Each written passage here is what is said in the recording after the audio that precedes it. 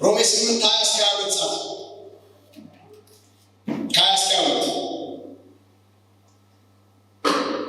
በእግዚአብሔር ልጆች መገለጥ የፍጥረት ነፃ መውጣት። ሮሜ 8:20-22 ለአምኖ በኢየሱስ ፍጥረት ለከንቱነት ተገዝቷልና በተስፋ ስላስገዛው እንጂ በፈቃዱ አይደለም። ተስፋውን ፍጥረት ራሱ ደግሞ ከጥፋት ባርነት ነፃነት ወጥቶ ለእግዚአብሔር ልጆች ወደሚሆን ክብር ነፃነት እንዲደርስ ነው። ፍጥረት ሁሉ እስካሁን ድረስ አብሮ በመቃተትና በምጥ መኖሩ እናውቃለንና። አይ ኢየሱስ ጌታ። አሁን ፍጥረት ራሱ በምን ውስጥ ነው ያለው? በመቃተት ውስጥ ነው ያለው። ፍጥረት ራሱ በምጥ ውስጥ ነው ያለው። የእግዚአብሔር ልጆች በሚገለጡበት ጊዜ ግን ፍጥረት ራሱ ነፃ ያወጣል። ኢየሱስ ያድናል። ፍጥረት ራሱ ነፃ የሚወጣው የእግዚአብሔር ልጆች ሲገለጡ ነው። ለምሳሌ ሙሉ ለሙሉ የእግዚአብሔር ልጆች ተገልጠው ጌታ በሚገለጥበት ሰዓት ላይ ለምሳሌ በ1000 ዓመት መንግስት ውስጥ ፍጥረት ሁሉ እልል እያለ ነው። ያጋንንት ድምፅ አይሰማም። የሚሰዋበት ምናምን እንደሚያፈስበት የለ።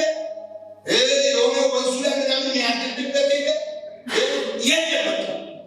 የዛኔ ሙሉ ለሙሉ ፍጥረት ራሱ ያርፋል። ኢየሱስ ጌታ።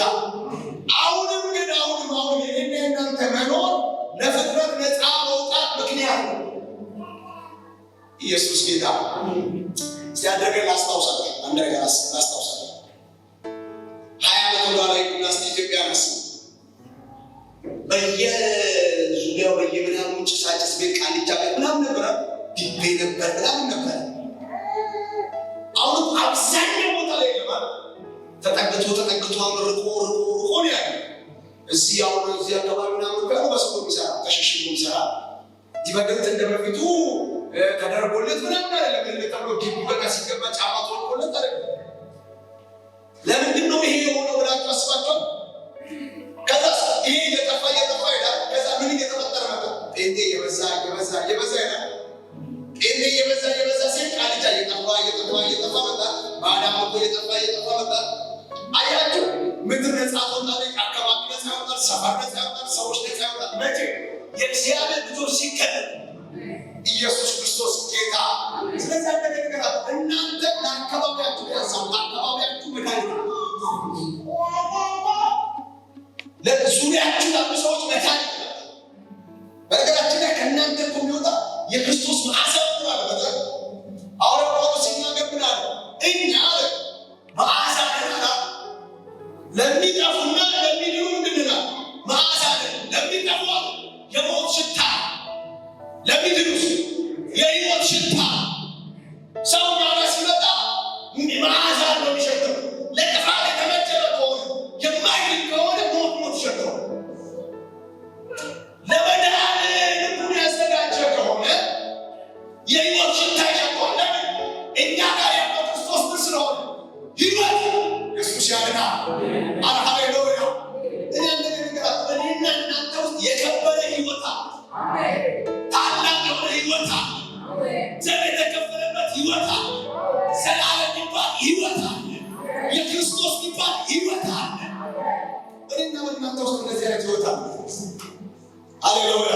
ስለዚህ ምንድነው እኛ ማሳብ መገባለበት የሞት ሽታ የሕይወት ሽታ ባይዘው ወይ አንዳንድ አመለካከቶች አሉ አይደል? ማለት ከገለው አመለካከት እንገራለን።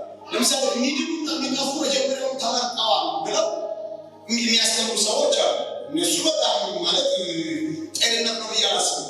የሚድኑና የሚጠፉ መጀመሪያውን ተመርጠው ከሆነ ወንጌል መስጠት ለምን ያስፈልገናል? በቀላሉ ጌታን ተቀበሉ ብለን መውጣት ለምን ያስፈልገናል? የሚድኑ ካሉ ይድናሉ። በቃ በሆነ መንገድ ይድናሉ። ለመዳን ከሆነ የተመረጡ የሚጠፉ ለመጥፋት ከሆነ የተፈጠሩት በቃ ይጠፋሉ ብለን እኮ መተው ነው። ሎጂካሊ ራሱ ባይቆ ስታስበ ያስኬድ። ግን ሌላኛው ነገር ምንድነው? መጽሐፍ ቅዱስ ሲናገር ምን ይላል? ሰዎች ሁሉ እንዲድኑ የሚወድ እግዚአብሔር ይላል። ማን ይድኑ? ሰዎች ሁሉ እንዲድኑ የሚወድ ማን? እግዚአብሔር። እግዚአብሔር ሰዎች ሁሉ እንዲድኑ ይፈልጋል። እንዲድኑ እንደውም እኮ መዘግየቱ ራሱ የጌታ መዘግየት እኮ ስለ ሰዎች መቻል ይላል አይደል? ባይዘው የጌታ መምጣት ማፋጠን እንደምንችል ታውቃላችሁ። እንዳለ ጌታው ማለት ነው ብድግ ብሎ እንዳለ ወንጌል አብዮርና በዓለም እየተበተነ ጌታ ቢሰጥ ሃሌሉያ ሃሌሉያ ሃሌሉያ። በጌታ ኢየሱስ ክርስቶስ የስም ስልጣን የሚጠበቅብን ስራ ሰርተን እናልፋለን። ከዛ ቶሎ ማራናታ ጌታ ቶሎና በሏል። ግን ማራናታ ጌታ ቶሎና በሚለው ጸሎት ብቻ ሳይሆን ጌታ ቶሎ የሚመጣው ቶሎ እንዲመጣ የሚያደርገው ስራ ስንሰራ፣ ለምሳሌ ምስክር እንዲሆን ይላል በመጨረሻው ዘመን የዚህ ወንጌል ቃል በዓለም ዙሪያ ሁሉ ይሰበካል። ሁሉ እንዲድኑ አይደለም፣ ሁሉ እንዲሰሙ። ምላሽ የሰጠኝ ምላሽ ያሰጠ አይደለም። ለምን? እግዚአብሔር ለሰው ልጆች ምን ስለሰጠ? ነፃ ፍቃድ። ለምሳሌ ረቦት ውስጥ ምግብ ጋር ሆነ አልበላም ቢል እንደዚህ ጉሮሮና ቆም ያበላል ፍቃዱ ነው።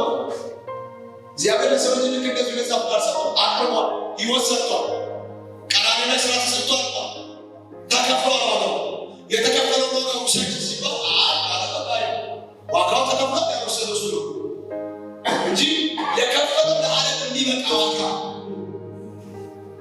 ዓለም ከተፈጠረ ጀምሮ ገና እስከ መጨረሻው ዘመን የሚበቃው ዋጋ ኢየሱስ ከፍሏል። ኢየሱስ ያድናል። አራተኛ መሩና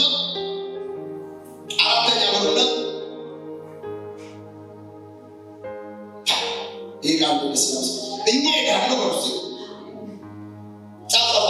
እኛ ሄዳለሁ ብላችሁ የእግዚአብሔር ልጆች ወደ መሆን ሙሉ ክብር እንሸጋገራለን ብላችሁ እኛ ሄዳለሁ የእግዚአብሔር ልጆች ወደ መሆን ሙሉ ክብር እንሸጋገራለን። በጣም እኛ ሄዳለሁ የእግዚአብሔር ልጆች ወደ መሆን ሙሉ ክብር እንሸጋገራለን። ሮሜ 8:23-25 ሮሜ 8:23-25 እናንብበው። ከ23-25 በኢየሱስ ማንበዋል። እርሱ ብቻ አይደለም፣ ነገር ግን የመንፈስ በኩራት ያለን ራሳችን ደግሞ እርሱ ብቻ አይደለም፣ ነገር ግን የመንፈስ በኩራት ያለን ራሳችን ደግሞ የሰውነታችንን ቤዛ የሰውነታችንን ቤዛ የሆነውን ልጅነት የሰውነታችን ቤዛ የሆነውን ምን ልጅነት እሺ እየተጠባበቅን ራሳችን በውስጣችን እንቃትታለን። ልካው እንዴት እርሱ ብቻ አይደለም፣ ነገር ግን የመንፈስ በኩራት ያለን ራሳችን የምን በኩራት አለ? የመንፈስ በኩራት አለ። ምን ማለት ነው? የመንፈስ ቅዱስ ማጠብ ተቀብለናል፣ ታክመናል። እኛ ራሳችን የመንፈስ በኩራት ያለን እኛ ራሳችን ያው የሰው ደግሞ የሰውነታችንን ቤዛ የሆነውን ልጅነት እየተጠባበቅን ራሳችን በውስጣችን እንቃትታለን። እኛ ራሱ እየቃተትን ነው። የሰውነታችንን ቤዛ መፔሸት እየተጠባበቅን የእግዚአብሔር ልጆች ወደ መሆን ሙሉ ክብር ለመሸጋገር እኛ ራሳችን ምን እያለን እየቃተትን ነው። ምን ማለት ነው? የሰውነትን ቤዛ የሰውነትን መፔሸት የሰውነትን ቤዛ ሲባል ይህ ሰውነት እስቲል እስከዛሬ ድረስ እየታገለ አይደል? አሁን ሙሉ ለሙሉ ሰውነታችሁ በጌታ ተገዝቷል አይደል? አንዳንዴ በይ ራስሽ አያስፈልግ በውስጥሽ ተተውት አታውቁት። ቢያንስ ጌታ ፈርታችሁ ለወደ ውጭ አታውቁት። በውስጣችሁ አትሉ መቤዠት ይፈልጋል ማለት ነው። ሰውነታችን መቤዠት ይፈልጋል። ጌታ ብየሩ ሰው ይላል ውስጣችሁ ጌታ ፈርታችሁ አታውቁ አይደል? የሆነ ነገር ውስጣችሁ የታመመ ስለ ጌታ ብላችሁ ስተዋላችሁ አለ ማለት ነው። አንዳንድ ነገር አለ፣ እያመሙ ያለው ነገር አለ፣ ስላለው እና ታዲያ ሰውነታችን መቼ ነው መቤዠት የሚያገኘው ሲባል የትንሣኤ ሲደርስ ነው። ኢየሱስ ያድናል። እስከዛ ድረስ ግን ሁሉ በመቃተት ነው የሚኖረው ማለት ነው። እየተለወጠ እየሞተ ነው እኮ ያለው፣ ግን ሞቶ አይቀርስም። ሙሉ መቤዠት የሚያገኘው ይህ ስጋችን ሙሉ መቤዠት የሚያገኘው የዛኔ ልክ ጌታ ሲገለጥ ጌታን ለመቀበል በአየር ስንነጠቅ ይህ የሚበሰብሰው አካል የማይበሰብሰው ሲለብስ የዛኔ የሰውነታችን መቤዠትን ያገኛል። ሃሌሉያ። እስከዛ ድረስ ግን አንዳንዴ ብቅ እያለ ሊታገለን ይችላል። ለዛ ነው የስጋ ስራ በመንፈስ ግደሉ እለት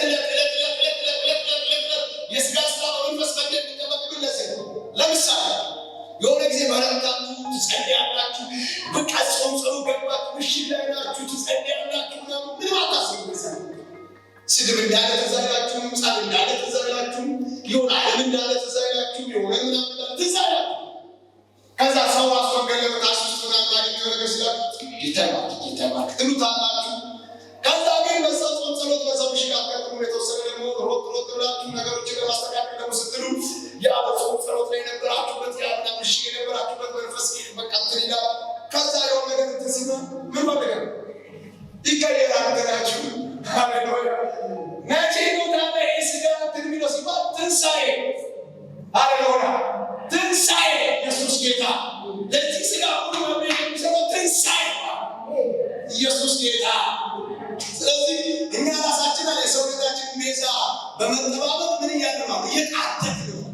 የዛን የሰውነታችን መቤዠትን ስናገኝ እኛ ራሳችን የእግዚአብሔር ልጆች ወደ መሆን ሙሉ ክብር ውስጥ እንገባለን። ሃሌሉያ ሃሌሉያ። አሁን የሆነ ሊቀር ክብር አለማለት ሙሉ የእግዚአብሔር ልጆች ወደ ተባለው ክብር አልገባም እና መቼ ነው የምንገባው? ሲገለጥ ነው ጌታ። በነገራችን ላይ እናንተ ሰዎች ግድ የላችሁ። የኔና የእናንተ ብዙ በረከት የተያያዘው ከጌታ መገለጥ ጋር። በጣም ብዙ ስኬቶቻችን የተያያዘው ከጌታ መገለጥ ጋር። ምን አይነት ስኬታችን? የሰላም ስኬታችን፣ የሰላም ረፍታችን፣ የሰላም ደስታችን በጠቅላላ የተያያዘው ከማለት ከጌታ መገለጥ ጋር። አሜን ነው አሜን ነው ወይ? ግድ የላችሁ ወደ አሜን ነው ውስጥ አሁን ጌታ ያለው ጊዜ በምድር እንዴት እንመላለስ? አንድ ነገር ማለት ወደ መጽሐፍ መቀየር የምፈልገው አንድ ትምህርት አለ። ከዚህ በፊት ወደ 8 ወር 9 ወር አካባቢ አስተምሬዋለሁ። እዛቸው እንኳን ውስጥ እያለ እንደው እዛ አላለቀም። እታች ስንሄድ እዛው ላይ ነበር ቀጥዬ ጨረስኩት። የተደረገውን መሆን የሚል አንድ ትምህርት አስተምሬያለሁ። ታስታውሱታላችሁ እና ኦልሞስት ወደ 8 ወር አካባቢ ያስተማርኩት ትምህርት እሱ ማለት የተደረገውን ነው። ኤፌሶን ላይ ባለው ቃል ላይ ቆመ። ዓለም ሳይፈጠር ገና በክርስቶስ ኢየሱስ አስቦ ወለደን የሚለው ቃል ላይ ቆመ። ግን ይሄ ታዲያ እግዚአብሔር ዓለም ሳይፈጠር ገና እኛን አስቦ የወለደበትን እንዴት ነው የምንሆነው? ያንን ሰው እግዚአብሔር ያየው ሰውዬ እንዴት ነው የምንሆነው የሚል ነው ትምህርቱ እና ወደ 8 ወር አካባቢ ያስተማርኩት ደግሜ ማስተምረው አይመስለኝም። ምናልባት መጽሐፍ ነው ምስል ኢየሱስ ጌታ። ሃሌሉያ። የዛኔ እንዴት እንኖር፣ እንዴት እንመላለስ፣ እንዴት ራያችን እንያዝ፣ እንዴት ወደ ቤታችን ብሎ በደንብ ማለት አሁን ሮም የሚያስተምረን ብሎ ታውቃላችሁ? ስላለው ክብር፣ ስለሚመጣው ክብር ኢየሱስ ጌታ በዘላለም ውስጥ ስላለ ታላቅ ቦታ አብዛኛው ደስ ግን ምናምን ተደረገ ይቀየራል። አሁን ጳውሎስ ስለ እስራኤል ማውራት ጀምሯል። አሁን ደርስበታል። ሮሜ ነግሬያችኋለሁ ስለ ተግባራዊ ክርስትናና ስለ ዶክትሪናል ክርስትና ነው። ባይዘው እኮ አንድ ሺህ ክርስቶስ መንግስት አለ፣ ዘላለም እንኖራለን፣ ይህ ሥጋችን መቤዠት ያገኛል። ዶክትሪን እኮ በትንሣኤ ማመን ዶክትሪን እኮ። ለምሳሌ ይሄ የሚመሰብሰው የማይመሰብሰው እንደሚለብስ ማያምኑ ሰዎች አሉ። እኛ ግን እንደ ዶክትሪን አለን ማለት ነው። ለምሳሌ ጌታ ይገለጣል፣ ተመልሶ ይመጣል የሚል ዶክትሪን አለ። ከዛ ጌታ በሚገለጥበት ጊዜ ከእሱ ጋር ለዘላለም እንኖራለን። ኢየሱስ ጌታ። ይህ ነው የክርስትናችን ዶክትሪን። ከዛ እንዴት እንመላለስ የሚለውን ደግሞ ተግባራዊ ክርስትና ደግሞ ቀጥላል። እሱም ደግሞ በተለይ ከ11 ምናምን ከ12 ጀምሮ እሱ ያዋል። እዛ ጋር እስክንደርስ ይሄን ምናየው አምስተኛ መምና በመንፈስ ቅዱስ መታዘዝ ነው። በመንፈስ ቅዱስ መታዘዝ ነው። በመንፈስ ቅዱስ መታዘዝ ሮሜ 8:26 እስከ 27 በመንፈስ ቅዱስ መታዘዝ በመንፈስ ቅዱስ መታዘዝ ሮሜ 26:27 ላምሮ በኢየሱስ ስም። እንዲሁም ደግሞ መንፈስ ድካማችንን ያግዛል። እንዴት እንጸልይ እንደሚገባ አናውቅምና፣ ነገር ግን መንፈስ ራሱ በማይነገር ብቃት ይማልድልናል። ልብንም የሚመረምረው የመንፈስ ሐሳብ ምን እንደሆነ ያውቃል፣ እንደ እግዚአብሔር ፍቃድ ስለ ቅዱሳን ይማልዳልና አይደል? እንዲሁም ደግሞ መንፈስ ድካማችንን ያግዛል። ድካማችንን የሚያግዘው ማን ነው? የእግዚአብሔር መንፈስ ምናችንን ያግዛል? ኢየሱስ ያድናል። በድካማችን ይፈርዳል ነው። በድካማችን ምን ይላል? ያግዘናል። እንዲሁ መንፈስ ደግሞ በድካማችን ይላል ያግዘናል እና ከዛ እንደዚህ ነው ብሎ እንዴት እንድንጸልይ እንደሚገባ አናውቅም። ይሄንና እንዴት እንድንጸልይ እንደሚገባ ምን አንልም አናውቅም። እንደዚህ ውስጥ ለምሳሌ 2 ሰዓት እንጸልያላችሁ፣ 3 ሰዓት እንጸልያላችሁ፣ 1 ሰዓት እንጸልያላችሁ፣ 30 ደቂቃ እንጸልያላችሁ። መጽሐፍ በሚለው እንዴት እንድንጸልይ እንደሚገባ አናውቅም። እና ሲባል በማይነገር መቃለት እንደ እግዚአብሔር ፍቃድ በእኛ ውስጥ የሚማልከው መንፈስ ቅዱስ ነው። ሃሌሉያ! ምን ማለት ነው? በሌላ ቋንቋ በጸሎት ስፔሻላይዝ የሚያደርግ ሰው የለም። ታስቆ የጸሎት 9 ቁልፎች ያውቃቸዋል፣ የጸሎት 27ቱ ምግቦች ያውቃቸዋል የሚባል የጸሎት ኤክስፐርት አይሆን። ሃሌሉያ! ምናልባት መንፈስ ቅዱስ ያለማምደን ነገሮች ሊሆኑ ይችላል እንጂ እንዴት መጸለይ እንደሚገባ ግን አናውቅም። ለምን? በልምድ አይደለም የምንጸልየው። ለምሳሌ ትናንትና ስንጸልይ ተመልከን በዝማሬ ብቻ ተዘመር ከመዝሙር እየመጣ እየቀጣጠ ልጆቻችን ያስተር ጌታን እየባረክ 2 ሰዓት 3 ሰዓት ወደ ሊሆን ይችላል። ትናንትና ድንቅ ጊዜ ነበር እየሰማሁ ነበር ተመልክቼ ብለን ዛሬ ተመልከን ለመዘመር ስንሞክር አይመጣም። ትናንት እኮ በጣም ጥሩ ጊዜ ያሳለፍ እየሰማሁ ነበረ። ዛሬ ትናንትናውን ዝማሬ ልንደቆስም አይፈልግም። ዛሬ ልክ ተመልከን ሃሌሉያ ስትል እሱ ፊት ለፊት ያመጣል።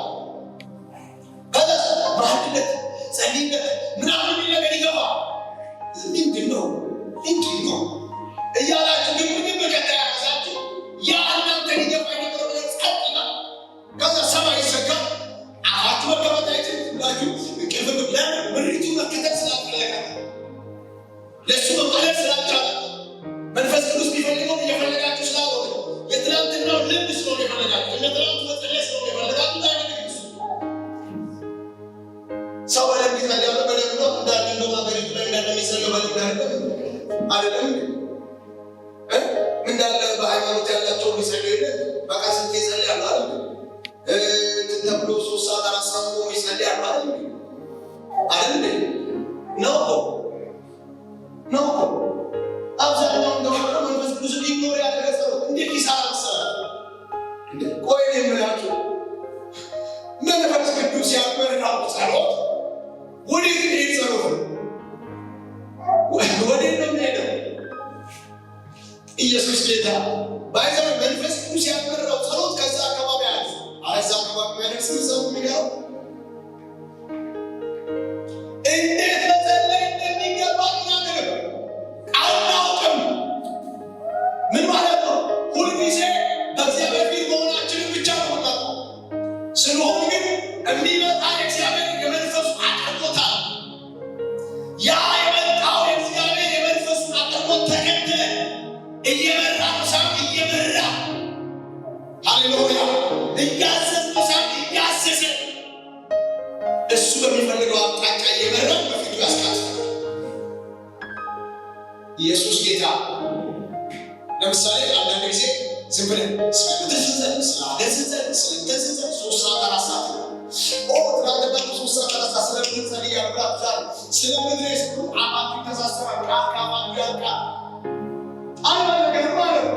ትናንትና እናንተ ያላችሁ የጸለያችሁ መንፈስ ቅዱስ በእናንተ ውስጥ የቃተተው የማለት ያለ ዛሬ እየፈለገ ያለው ሌላ ነገር አለ ማለት ነው። ዝም ብላችሁ ራሳችሁ ስሙ። ኢየሱስ ጌታ። ለምሳሌ ሐዋርያው ጳውሎስ ምን አለ? በመገለጥ ታላቅነት እንዳልታበይ አለና የሰይጣን ወጊያ ተሰጠኝ አለ። ለምን? በመገለጥ ታላቅነት እንዳልታበይ የሰይጣን ወጊያ ተሰጠኝ አለ። የሆነ የሥጋ ህመም ነበረበት። አይኑን ያሞ ነበር ይላሉ። ሥጋ እንትን ነው ያለው ይላሉ ምናምን ብዙ ነገር ይባላል። ብቻ ግን የሰይጣን ወጊያ ያለው የሰይጣን ወጊያ ተሰጥቶታል ናቸው። ያባባል እሱ መጽሐፍ ብሎ ብዙ ማለት ስለማያስፈልግ እና ይሄ የተሰጠው የሰይጣን መውጊያ ከአንድም 3 ጊዜ እግዚአብሔር ከላይ አንሳት ብዬ ጸለይ ይባላል አይደል? እሱ ግን ጸጋዬ በቃል ኃይሌ በድካም ይገለጣል ብሎ አላነሳልኝም አላት። በቃ መጨረሻ ላይ ምንድን ያለው ጌታ? ጸጋዬ በቃል ኃይሌ በድካም ይገለጣል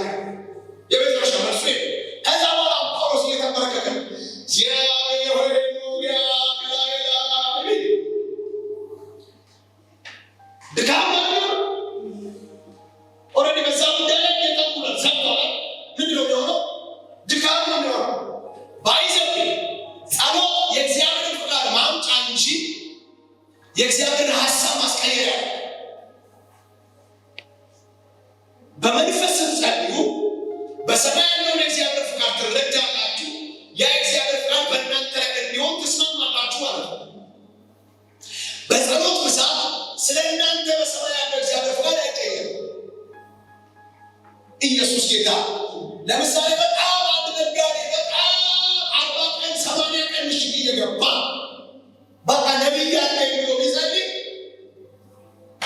በእሱ ላይ ያለው የንግድና የባለጠግነት መንፈስ በእሱ የጸሎት ብዛት ምክንያት አይቀየርም።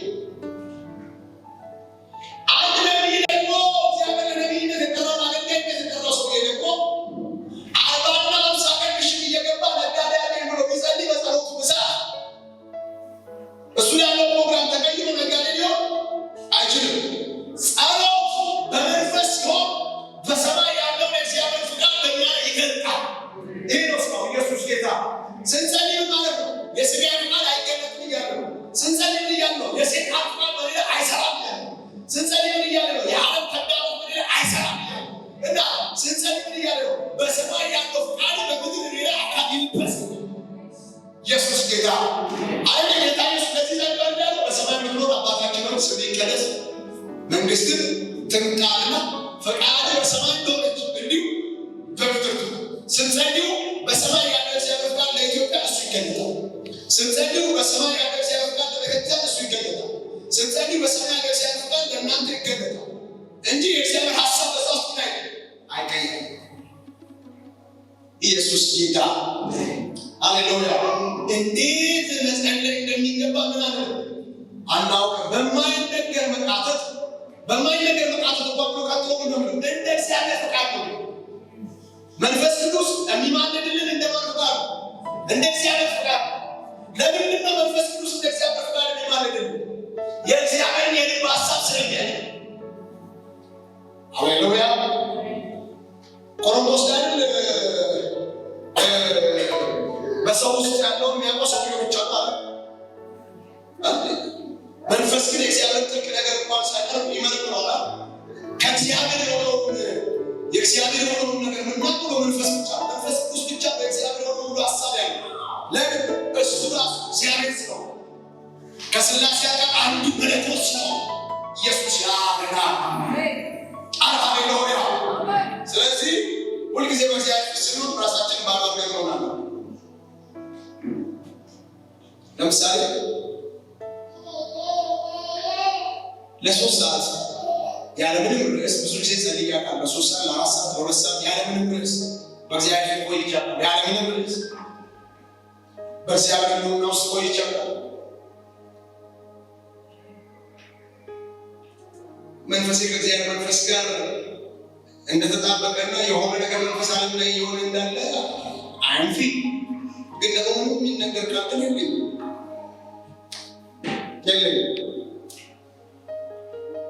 ብዙ ልምድ አለኝ። ምንም ርዕስ ሳልጸልይ ምንም አንድ ርዕስ ላይ ሳልጸልይ 4 ሰዓት 5 ሰዓት በጌታ ቆይቼ ይነሳል።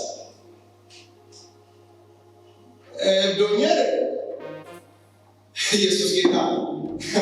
በነገራችን ላይ ሳትፈልጉ ምነው ሳትለምኑት የሚያስፈልጋችሁ ያው ቃል የተባለ አምላክ ነው። ምን ሳትሉት ሳትለምኑት ምን የሚያስፈልጋችሁ ይላል ያውቃል። እግዚአብሔር የሚያስፈልገን ሊሰጠን ብቻ ነው የምንጸልየው። የምንጸልየው ከእግዚአብሔር ጋር ማውራት ስላለብን አባታችን ስለሆነ ከእግዚአብሔር ጋር የንግግር መስመራችን ጸሎት ስለሚባል እንደዛ ሆነ። ታዲያ እንትን ስጠኝ አለው ሰጠው። ልጅቷን ስጠኝ አለው ሰጠው። ሱቅ ስጠኝ አለው ሰጠው። ሀብት ስጠኝ አለው ሰጠው። ቤት ስጠኝ አለው ሰጠው። መኪና ስጠኝ አለው ሰጠው። የሚፈልገው በጠቅላላ ሰጠው። ከዛ በኋላ ከእግዚአብሔር ጋር ያለው ረት ይቆማል ማለት ነው አይደል? ይቆማል ማለት ነው። እንደዛ እኮ ነው። ፎቅ ስጠኝ አለው ሰጠው። ፋብሪካ ስጠኝ አለው ሰጠው። ልጆች ስጠኝ አለው ሰጠው። በቃ ጨረሰ ማለት ነው።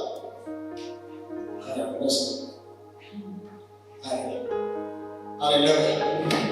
እግዚአብሔር አባታችን ስለሆነ አፍቃሪያችን ስለሆነ የምናፈቅረው ጌታ ስለሆነ ከእሱ ጋር ሳናወራ ውለን ማደር ስለማንችል እግዚአብሔር ይፈልጋል። እግዚአብሔር ጉዳይ ፈጻሚ ያቻላል። ኢየሱስ ጌታ ሃሌሉያ። ማለት ይሄ ስላችሁ የሆነ ጉዳይ ነው ጸሎት አንዲስ ብያለሁ ማለት ነው። በጣም ጸሎቶች ትልልቅ እስራቶችን ለመፍታት ትልልቅ መልሶች ለማግኘት የምንሄድባቸው መንገዶች ናቸው። በላያችን ላይ 3 ቀን ጸሎት እናውጃለን። በላያችን ላይ 5 ቀን ጸሎት እናውጃለን። ርዕስ ጉዳይ ነው። ለምሳሌ በቃ እግዚአብሔር ፋይናንሶች የታስረዋል ብለን ልንጸልይ እንችላለን። ለምሳሌ እግዚአብሔር ኃይል ያስፈልገኛል ብለን ርዕስ ይዘን እንገባለን። ያን ማለት ነው። ግን እግዚአብሔር ጉዳይ አስፈጻሚያችን ሆኖ ጉዳዮቻችን ሲፈጸም እግዚአብሔር ማንፈልግ ኢየሱስ ጌታ። አንድ ጊዜ ፓስተር ሄኖክ ነው ሲናገር የሰማሁትና ምን አለ? አንድ ሴትዮ አለች አለ ነቸርች ትመጣለች አለ ነቸርች ባሌ ነው ትላለች። ከዛ የቻማለ ጌታውና ባሏ የሚዋጋው ይላል። ከዛ ደግሞ 2 ወር ቸርች ይችላል ትመጣለች አለ ከሁለት ወር ባሌ ትላለች። እኔ ደግሞ ወንድማቸው ልጅ የቻማለ ባሏ ይታገዳ ትጃራ ማለት ንቀናባ ከዛ ደግሞ አይለችማ ከዛ ትመጣና ባሌ ስትል አስተዋል እዚህ ሴትዮ ቸርች የምትመጣው ባሏ እጁ ሲሰበስብ ብቻ። ስለዚህ አባ እጁን አጠንክርለት። ለምን ቸርች እንዲመጣ ነው እንዴ?